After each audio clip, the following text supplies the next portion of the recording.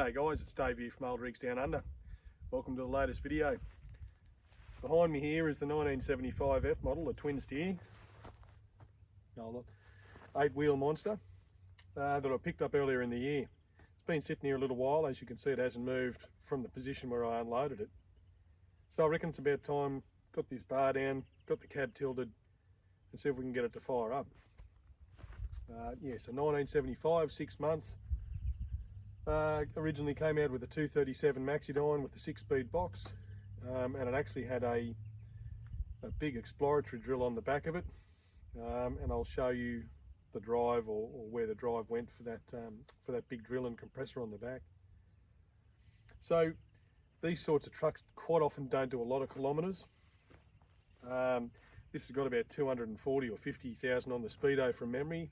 They could be original Ks.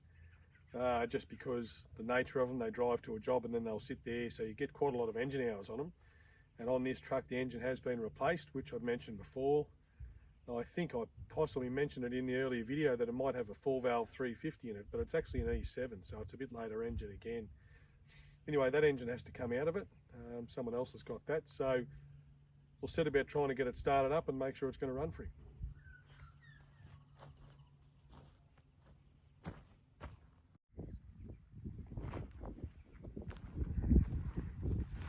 So she's a fairly wild setup. So still got the twin stick Mack 6-speed in there. And as you can see by that shape of tappet cover or rocker cover at the back, that it's later than a 2-valve, which is what it did come out with. All the steering gear and everything looks to be fairly undamaged, like unmolested for want of a better word, which does indicate that perhaps it does have low kilometres on it.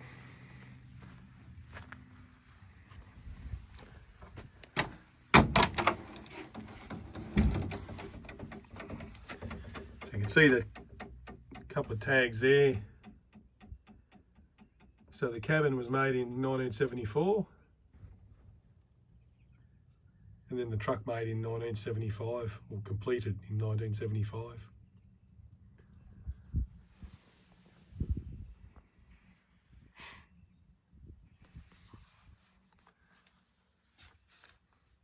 Pretty spacious interior. So she's set up for sleeping. Got the mattress going across. It's got the earlier style dash, but obviously it stopped here rather than continuing to wrap around like it did with the earlier fiberglass cabs, the sleeper cabs. So this nearly would have been the last year they utilised this style of dash before they standardised on the same dash for the steel cab and the fiberglass cab.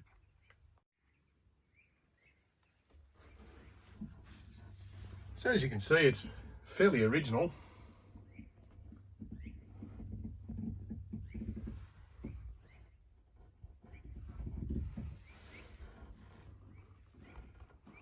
Anyway, we'll see if we can get it breathing some fire.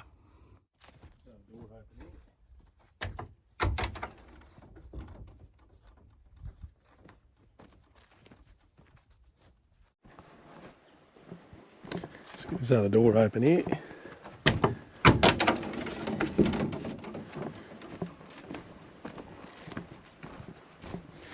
Now, it's always good if you can face them downhill as a rule, but that's not going to help us here today, because we're facing uphill. But there's no with the sleeper cab, obviously they come out to about here, a bit like that yellow one there, and you got toolboxes that, you know, sometimes you have to unload a bit of gear out of to help you get it up and away. So this is the first latch to undo here. It's just hanging on to that. Just feel it there.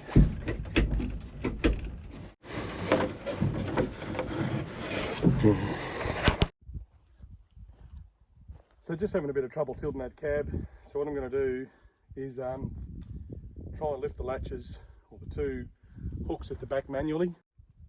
It's a little bit hard to see in there, but I've got this lever bar, and I don't know if in that light you'll be able to see, but there are two hooks in there. Anyway, you can see that one and that one. That's where the two hooks go. I just don't know if the light's quite right, so I'll try and move them across just manually by hand, and yeah, see if we can get the thing up in the air. So it looked like the two rubber cab mounts on this had worn away or disintegrated, and perhaps the handle on the main latch inside the cab had been over adjusted. And also the cable was seized for the secondary latch. So what I'm doing here is freeing up both hooks manually from the back of the cab.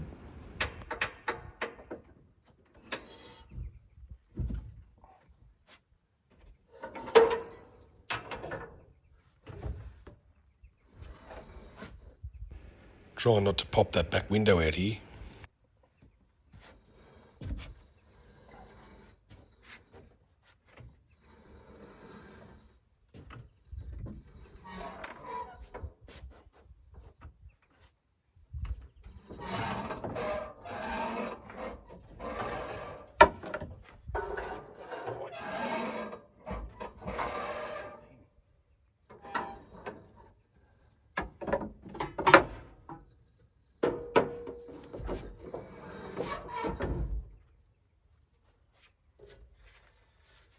A bit harder than I need to be. I'll do that.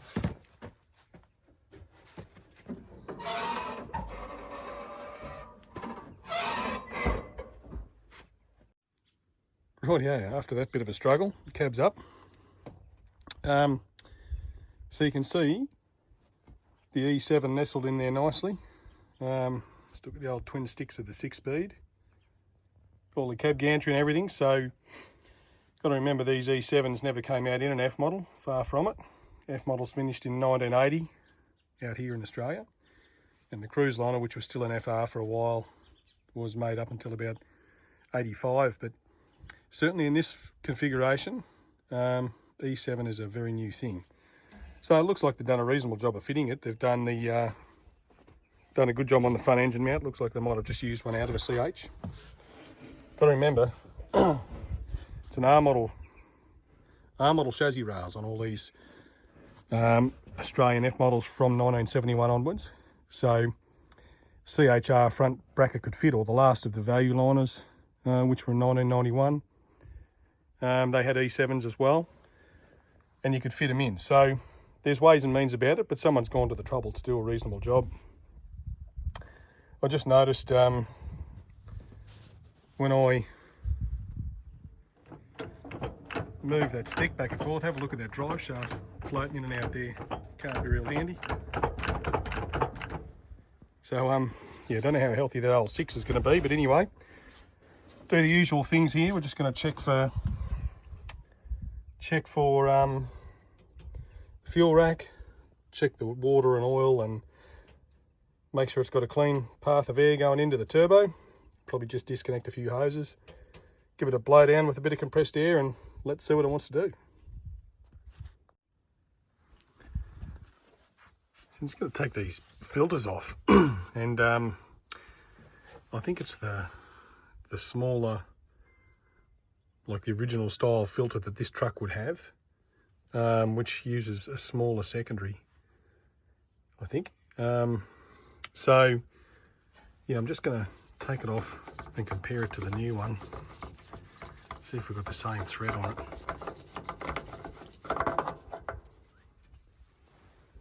You can see the levels down in there a little bit, so if we can replace it, we certainly will, but otherwise it's going to need sort of priming up in some way, shape or form.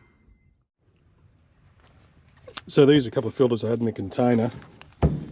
You can see that's the original filters were green and red. God knows why they're all black now, it's just a pain in the ass, but yeah, that's a secondary filter, and that's the secondary filter there. So red's your primary, we'll also have on there somewhere, primary filter, So these two here are pretty much the same filter, just in a different colour. See, the top of them is the same. And on the later trucks from probably 76 onwards or thereabouts, they went to this style of filter here for the secondary, and it's got a bigger opening and a bigger thread. You look at the pre-75 one, and it's got a different size thread and a smaller opening. So this is what we'll use on that front section of that filter housing. So just put a little bit into it. Just check what the level's up to here. Must be a little bit of water starting to get into it, so go grab another watering container and we'll hang it up by the cab lock again and sing Kumbaya. Oh, we've got water there, that's good. So we've got engine oil, we've got water, we've got power steering oil, we've got a couple of new fuel filters with fuel in them. So let's set some fuel up and probably and get to work on that air start tank over there. I'll just pull that valve apart and grease it up. Hook some air into it just to make sure it's going to seal. And then let's see if we can take that hose off the starter and just put a bit of diesel down there. These do have a diesel feed on, these ones, but not really sure when it was last going. The engine was fitted, I mean, maybe 5-10 years ago, who knows, but there's a few things about it that make me think that it hasn't been maybe even operational in this truck. Now, it is a bit hard to tell, but obviously that gearbox isn't all that great. I don't think, you know, you shouldn't be able to just walk out on that bloody output shaft there.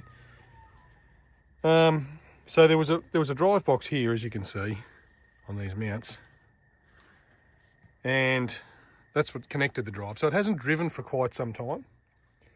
But even on the other side, there's nothing on the air compressor to connect it to the tank. It's like whatever this, you know, this transfer box it was here, whatever it was driving up top on the back of the rig, like a big compressor or a big pump or something, maybe they were using compressed air off the truck to run the truck system. I just don't know.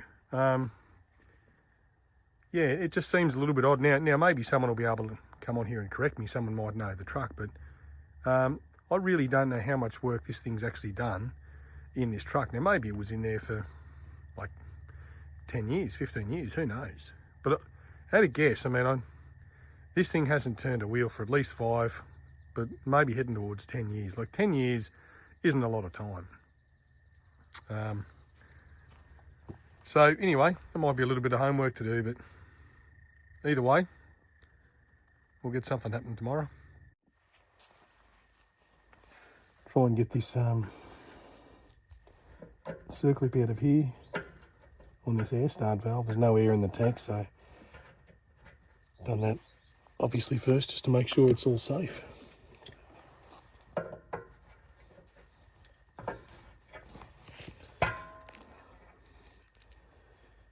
Very dry, as you'd expect,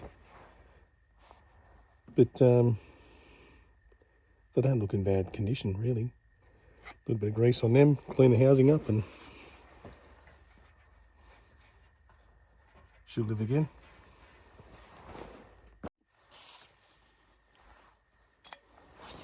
Let's put a little bit of grease on these.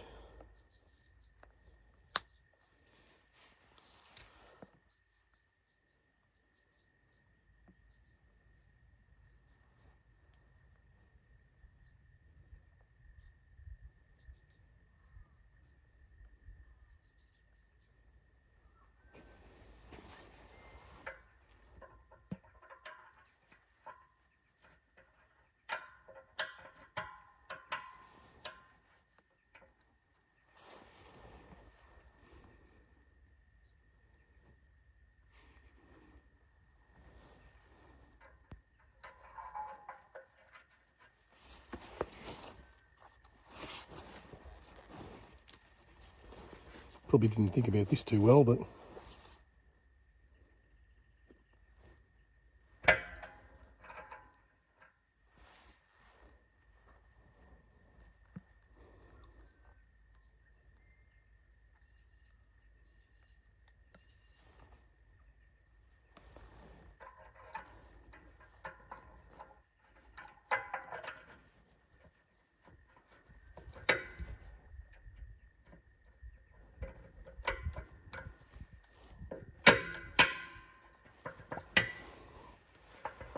righto, I'll do it for now.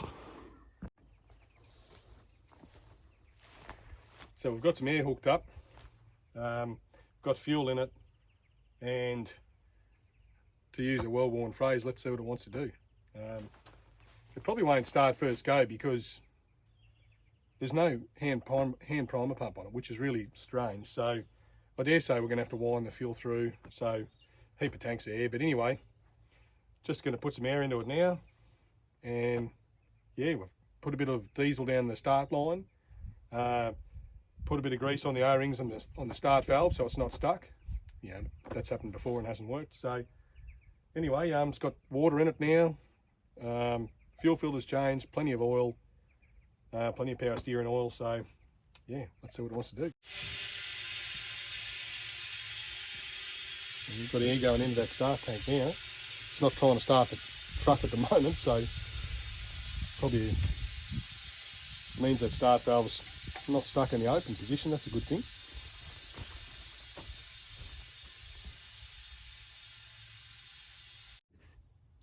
Righto, so we're about to give it a go. I'll get around and I've cracked all the lines on the injector pump. I wimped out, so well, yeah, we don't know if it's going to go or not. So it might take 15 goes. It might fire fuel straight out. So anyway, let's see what it wants to do. Hang on, mate.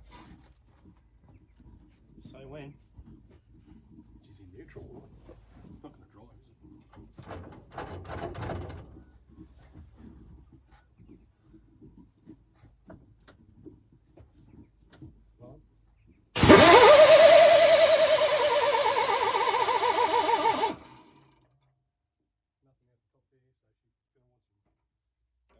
Spinning over, at least that hose held, didn't it?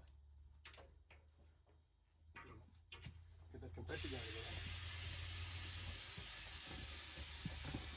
No, she spins over. It didn't throw anything out that it shouldn't have.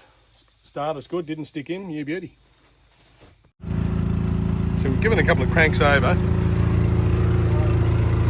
You see a little bit of fuel just starting to come out of number 6, so got all of them loose, like I do on most of them. We'll just keep on bleeding it through. It's a bit time consuming, but and you don't need to see all the air compressor action on Facebook or hear it all. Probably what you're hearing at the moment's enough. So we'll just keep doing this until we've got fuel out of all of it, and then might have some chance of going.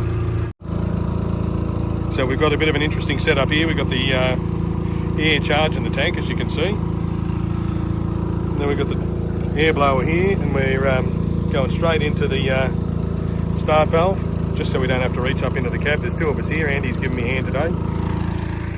Loves being on camera. And yeah, so he's working the magic down here, and I'm doing the easy job up here. Well, we've got fuel to just about all of the ports, so I'm going to lock them up at that, and we'll give it a go. Moment of truth.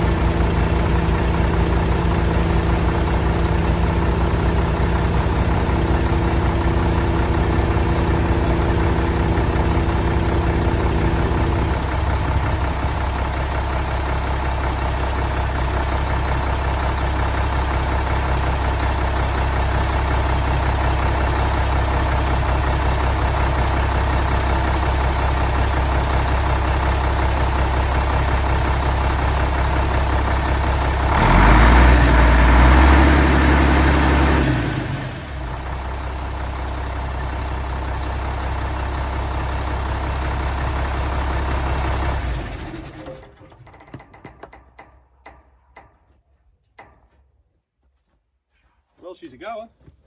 Success. I'll put that top pipe back on and then we can give it a rev. Just hold that there, we'll start him up again. Pretty good. So far, so good. Only what, 10 tanks of air? 10 tanks of air. So I think I said 13 earlier in the video, but anyway, it's as easy as that.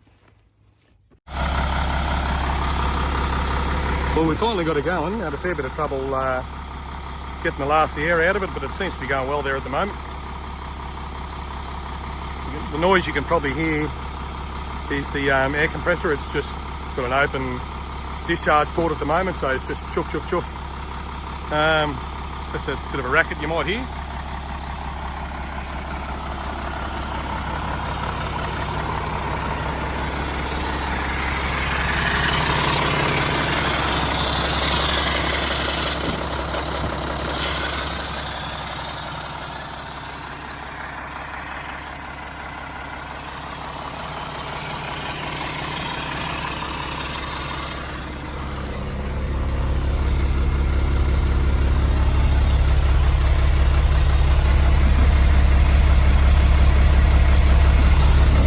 So got a bit of oil pressure there. It's running nicely there, other than that air leaking.